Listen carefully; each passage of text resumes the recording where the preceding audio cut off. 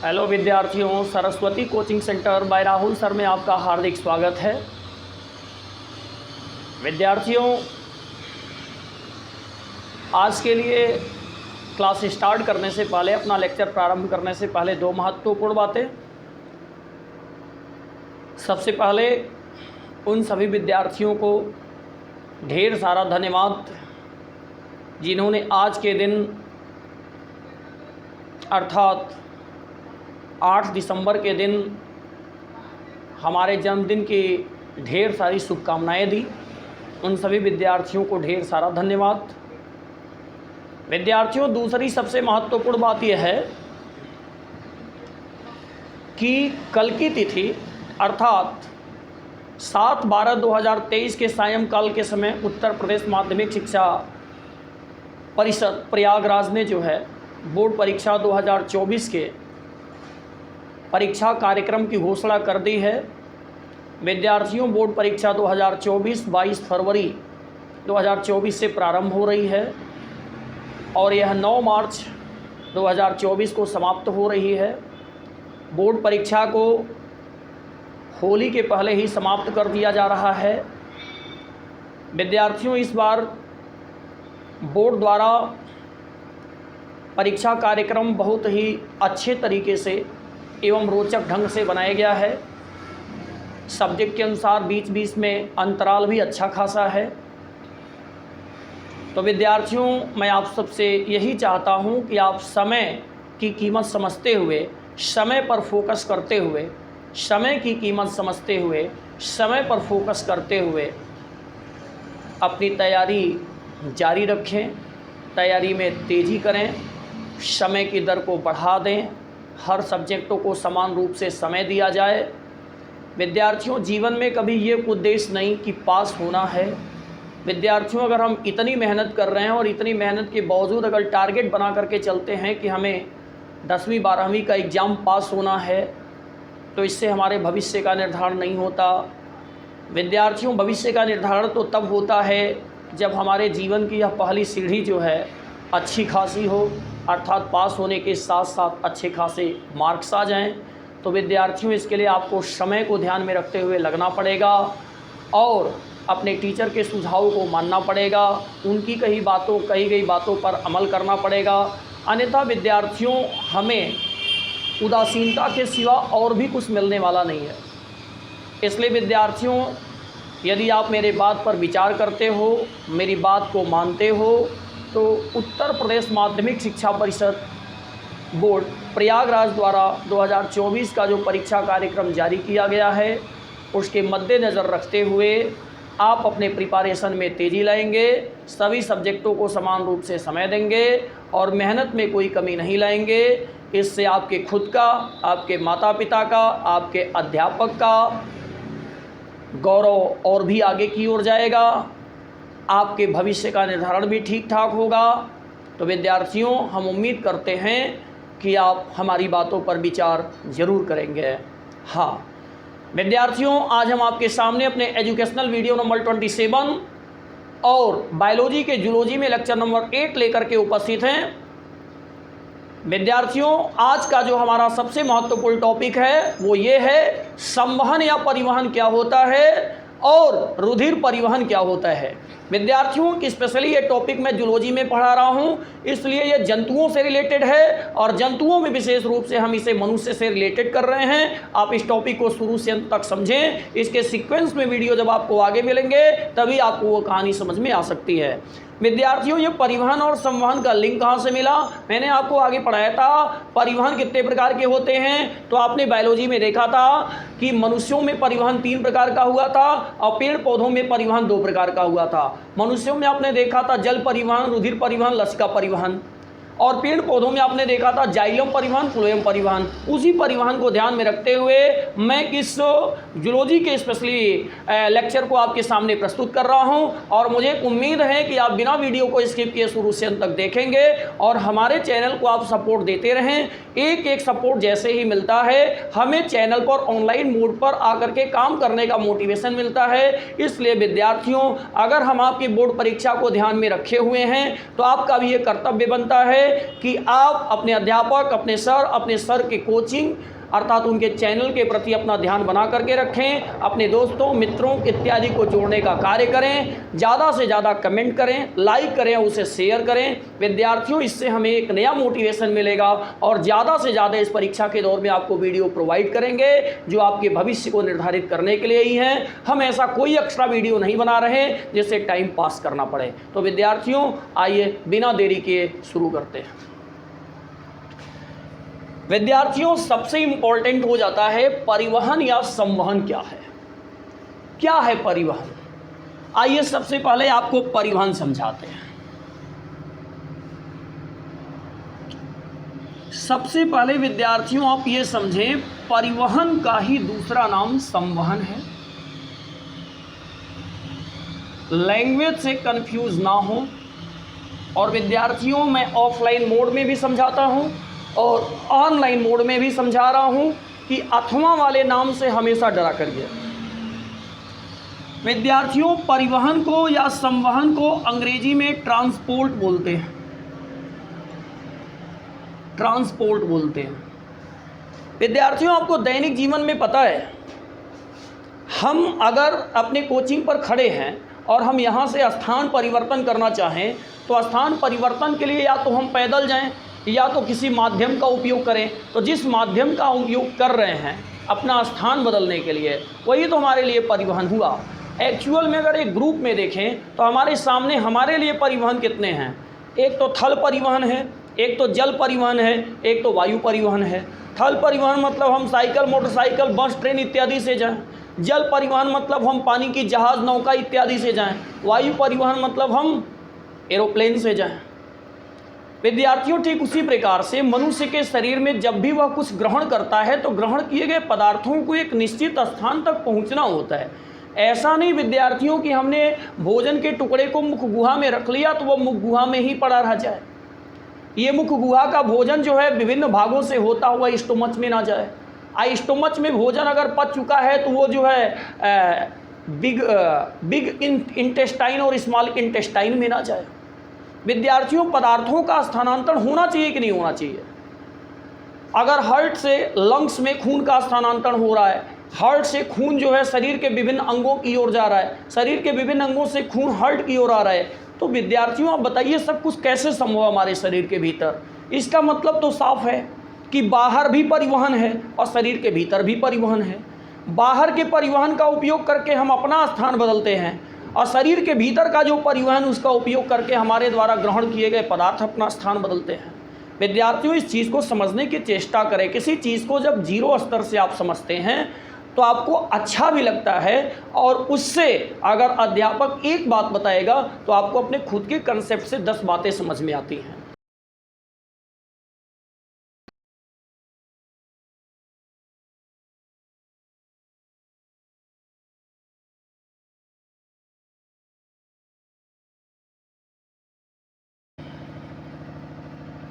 ग्रहण किए गए पदार्थों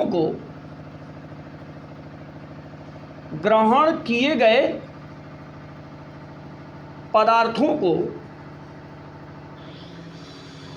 शरीर के भीतर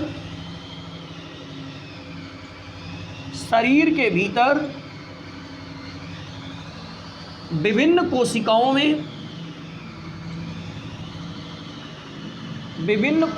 में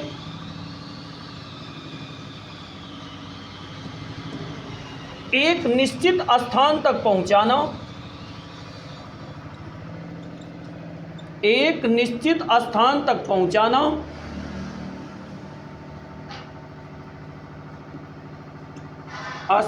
पहुंचाना, तथा वहां पर उपस्थित अनावश्यक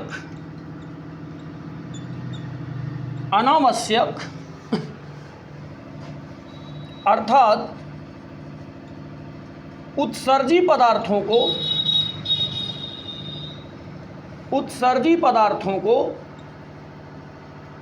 जैसे विद्यार्थियों कार्बन डाइऑक्साइड हुई, अमोनिया हुई, अब कितना एग्जाम्पल आपको बताएं, डॉट डॉट ETC। उत्सर्जी पदार्थों को शरीर से बाहर निकालना, शरीर से बाहर निकालना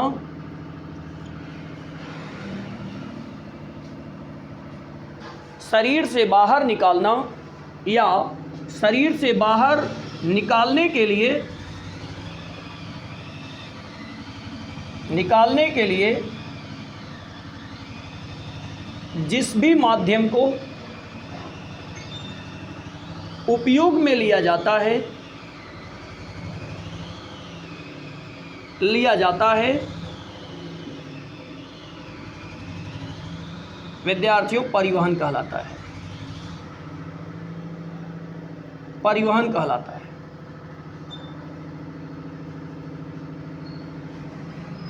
परिवहन कहलाता है।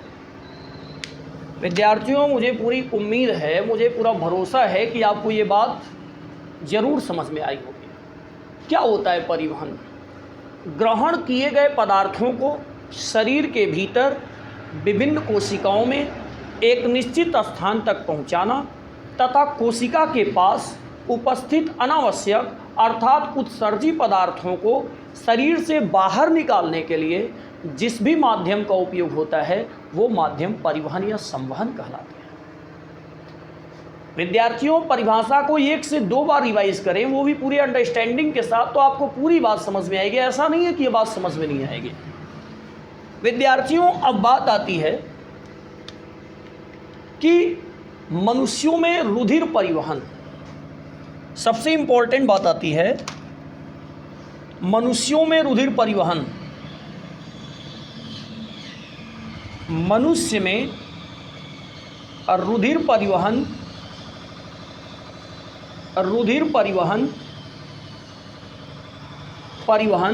या रुधिर वाहिनियों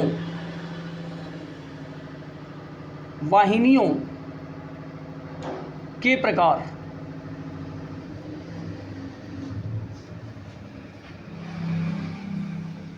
मतलब विद्यार्थियों, types of blood vessel, types of blood वीजल,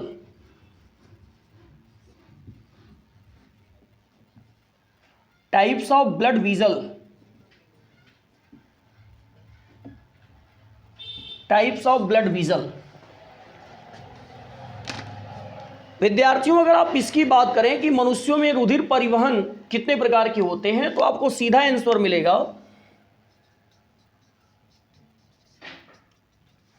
मनुष्य के शरीर में रुधिर परिवहन या रुधिर वाहिनियां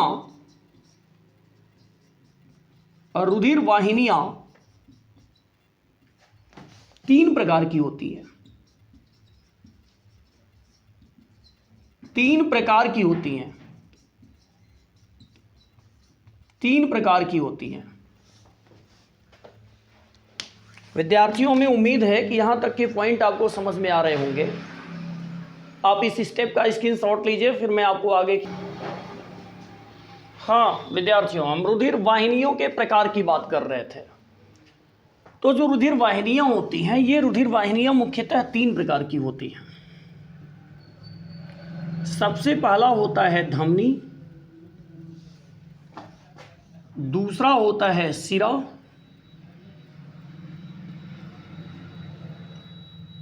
जिसको हम लोग सिराएं भी कहते हैं, और तीसरा होता है रुधिर केशिका। रुधिर केशिका। रुधिर वाहिनियां विद्यार्थियों 3 प्रकार की होती हैं, धमनी, सिरा और रुधिर केशिका। अगर हम एक एक का एक्सप्लेनेशन करें आपके सामने कि क्या होती है धमनी। धमनी, कॉर्नरी आर्टरीज, धमनी क्या होती है? तो धमनी की परिभाषा आपको जान लेनी चाहिए। वे रुधिर वाहिनियां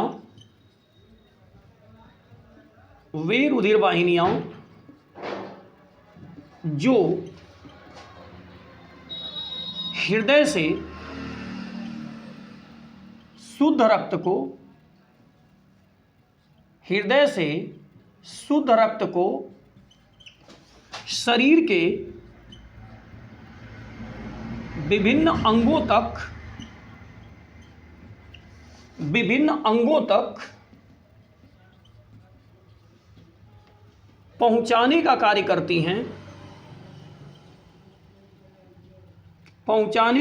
करती हैं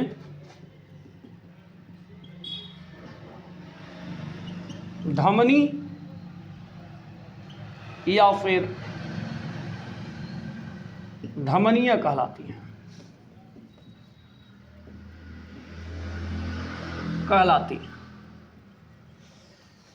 ऐसे विद्यार्थियों, आप सिरा को भी, इसमें कुछ पॉइंट आएंगे, पहले आप पॉइंटों को देख लीजिए, उसके बाद फिर आगे चलते हैं।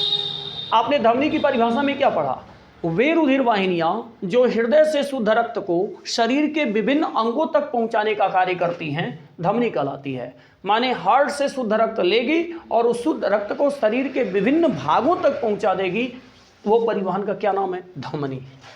अगर आप इसमें कुछ महत्वपूर्ण पीटीआर नोट करें, पीटीआर, तो वो पीटीआर क्या है, आप इसे ध्यान दें। सबसे पहला और महत्वपूर्ण जो पॉइंट यहां पर निकल करके आ रहा है वो क्या है, सुने। धमनियों में शुद्ध रक्त बहता है।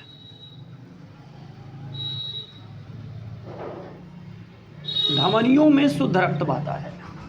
बट विद्यार्थियों, यहां दूसरा जो पीटीआर आ रहा है वो क्या है? एक होती है पल्मोनरी धमनी। पल्मोनरी धमनी में अशुद्ध रक्त बहता है। अशुद्ध रक्त बहता है। विद्यार्थियों, धमनियों में शुद्ध रक्त बहता है, लेकिन पल्मोनरी धमनी में अशुद्ध रक्त बहता है। धमनियों में शुद्ध रक्त बहता है तो इनका संचार जो है हृदय से शरीर के अंगों की ओर होगा, लेकिन पल्मोनरी धमनी में जो अशुद्ध रक्त बहता है, इसका जो कनेक्शन होता है वो मनुष्य के हृदय के दाएं वाले हिस्से से वो लंग्स की ओर होता है, जहां पर अशुद्ध खून शुद्ध होने के लिए जाता फेफड़े में ऑक्सीजन की उपस्थिति में। धमनी और पल्मोनरी धमनी बहुत कॉमन वर्ड है विद्यार्थियों, इसे ऑब्जर्व करिएगा, ध्यान दीजिएगा। फिर बात आती है विद्यार्थियों सिरा के। दूसरा पॉइंट आता है सिरा,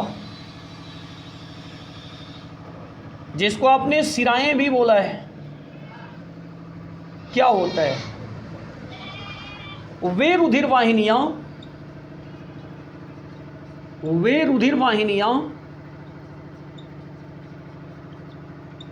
जो शरीर के समस्त अंगों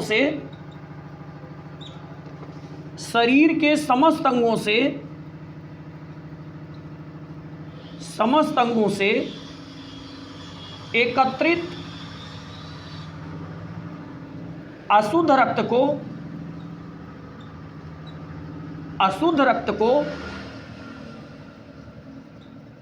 हृदय तक लाने का कार्य करती है।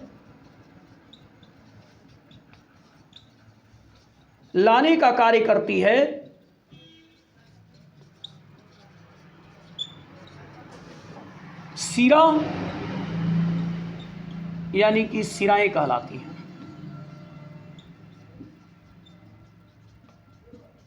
हैं। फोकस करिएगा। और अगर इनको लेकर के आप जो है पीटीआर लिखो, इनको लेकर के अगर आप कुछ पीटीआर नोट करो,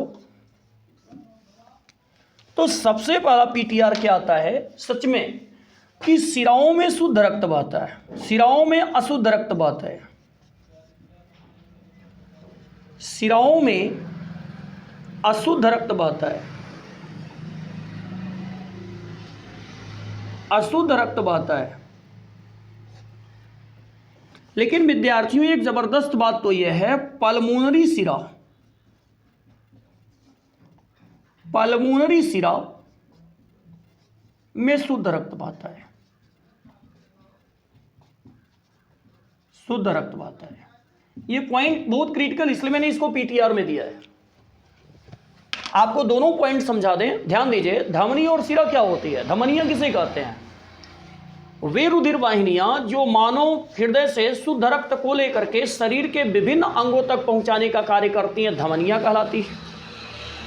विद्यार्थियों, यहां से क्लियर हुआ कि धमनियों में शुद्ध रक्त बहता है। इसका उल्टा बोलिए, पल्मोनरी धमनी, इसमें अशुद्ध रक्त बहता है।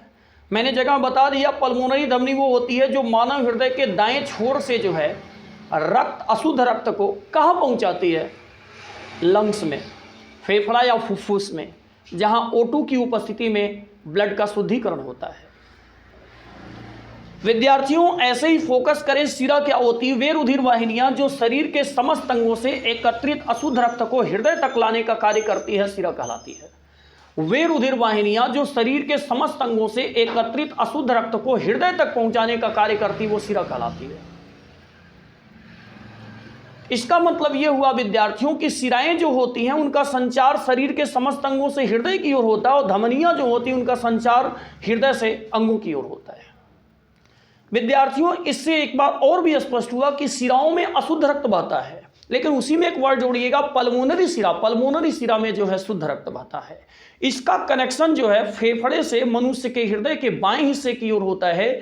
फेफड़े में जब रक्त शुद्ध हो जाता है तो वो इसी भाग से होकर के मनुष्य के हृदय के बाएं वाले हिस्से में आ जाता है। विद्यार्थियों, अगर मैं यहां पर आपको एक हिंट प्रस्तुत करूं, एक हेल्प बॉक्स दूं यहां पे, तो आप इस हेल्प बॉक्स के माध्यम से समझने का प्रयास करें कि अगर इधर की तरफ मैंने धमनी बना दिया और इधर की तरफ मैंने क्या बना दिया? सिरा। ध्यान से सुने, अगर मैंने इधर की तरफ धमनी बना दिया और इधर की तरफ क्या बना दिया? सिरा, या फिर इधर मैंने लिख दिया शुद्ध रक्त, शुद्ध रक्त, या फिर ऐसे इसको हिंट के रूप में ढाल लीजिए, यहां मैंने लिख दिया हृदय और यहां मैंने लिख दिया शरीर के अंग। समझिए इसको। अब इसमें मैं दो दिशा दिखा रहा हूं। अगर विद्यार्थियों हृदय से रक्त शरीर के अंगों की ओर जा रहा है, हृदय से रक्त शरीर के अंगों की ओर जा रहा है, तो इसका मतलब ये काम धमनी का है। और अगर ये काम धमनी का है तो धमनी में शुद्ध रक्त जाएगा।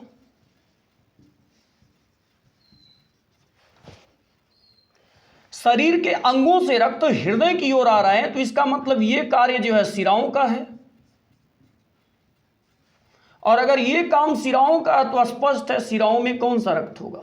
अशुद्ध रक्त। आई होप कि आपको हेल्प बॉक्स भी समझ में आया होगा। इस स्टेप का स्क्रीनशॉट लीजिए, फिर मैं आपको आगे की ओर ले चलता हूं।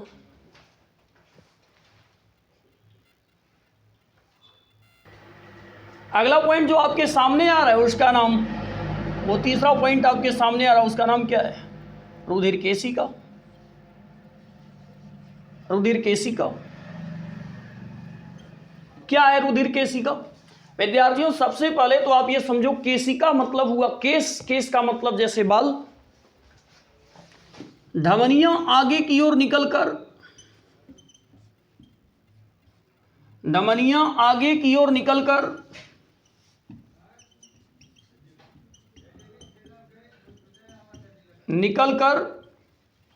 अनेक पतली पतली शाखाओं में बंट जाती हैं, जिनकी मोटाई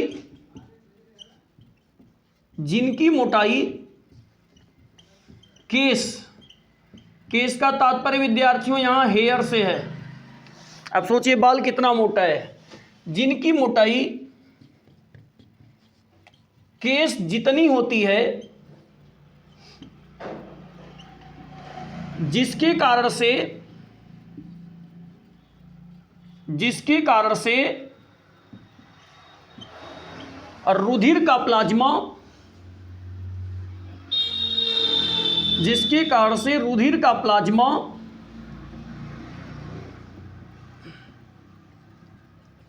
छन छन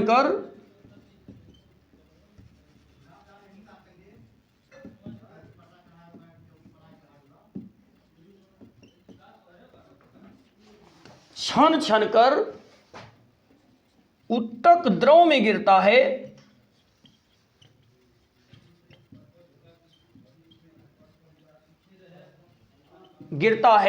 रुधिर केशिका कहलाती है।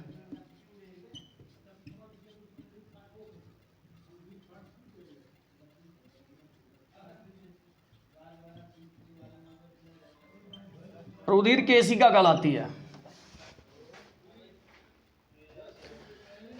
विद्यार्थियों, मैं आपको समझा दूं क्या होती है रुधिर केशिका। रुधिर केशिका धमनियां आगे की ओर निकलकर, मतलब जैसे मान लीजिए ये कॉर्नरी आर्टरी जा रही है, ये धमनियां जा रही हैं, ये धमनियां आगे की ओर निकलकर अनेक पतली पतली शाखाओं में बढ़ जाती है।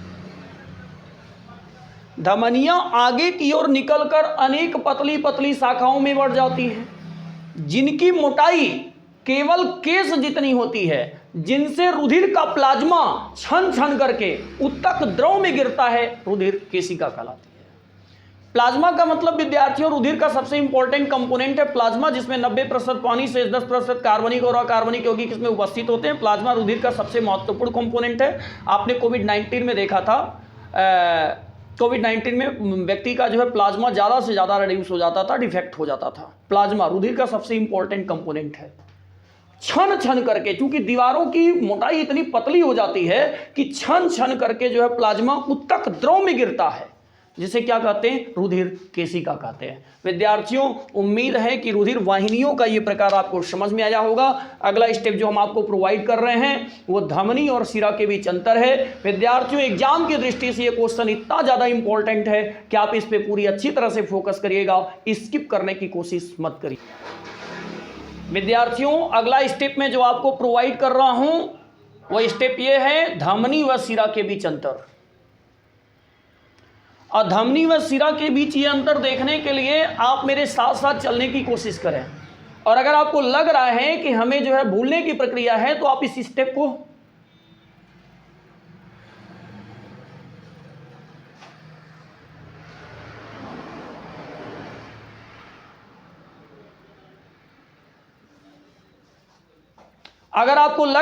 हमें भूलने की प्रक्रिया है तो आप इस स्टेप को जो है बिल्कुल ध्यान से देखें और उस पर विचार करें। हाँ, तो आइए शुरू करते हैं। सबसे पहला पॉइंट अगर देखें विद्यार्थियों तो ये मिलता है धमनियों में रक्त का प्रवाह है। धमनियों में रक्त का प्रवाह है, रक्त का प्रवाह हृदय से शरीर के अंगों की ओर होता है। हृदय से अंगों की ओर होता है,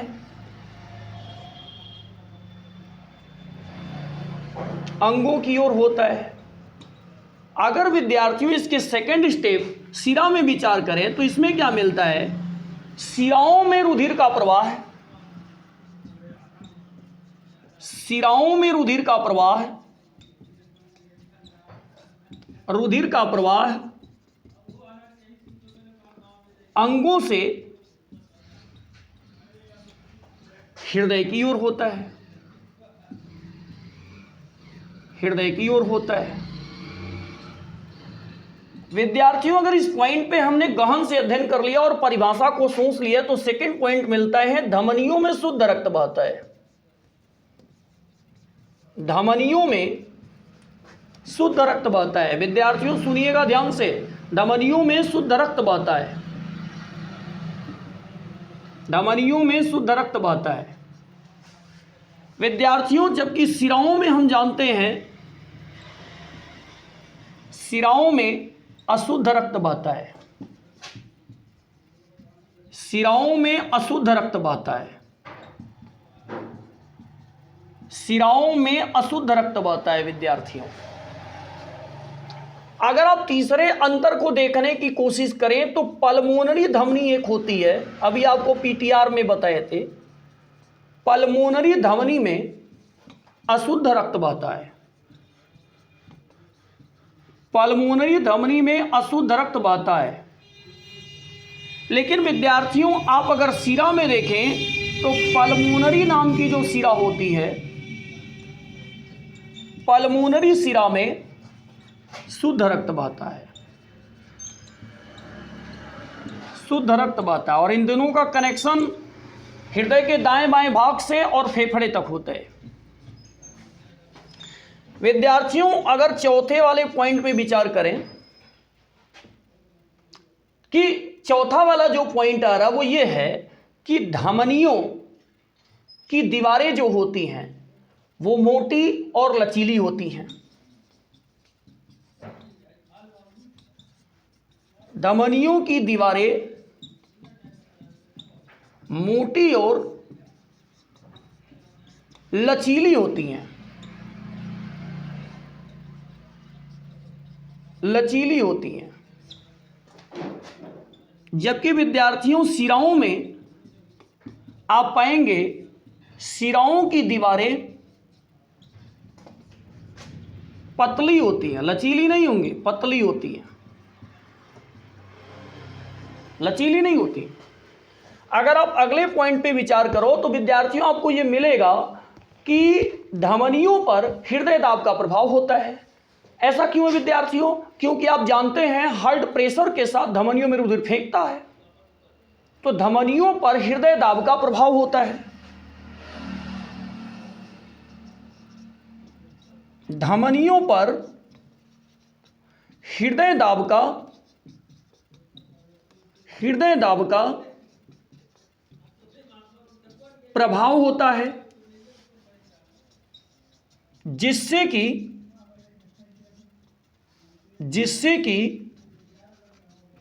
रुधिर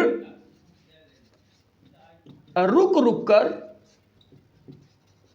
धीमी या तीव्र गति से आगे बढ़ता है। क्योंकि जैसे प्रेशर बढ़ेगा वैसे गति तेज होगी, प्रेशर घटेगा गति धीमी हो जाएगी, आगे बढ़ता है। जबकि विद्यार्थियों आपने शिराओं में देखा है, शिराओं पर हृदय दाब का कोई प्रभाव नहीं होता है,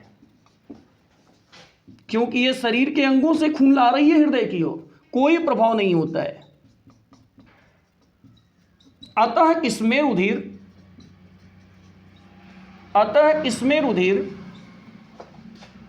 एक समान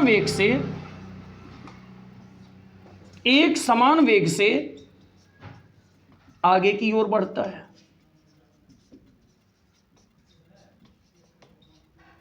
आगे की ओर बढ़ता है। आई होप कि आपको यह अंतर समझ में आया होगा।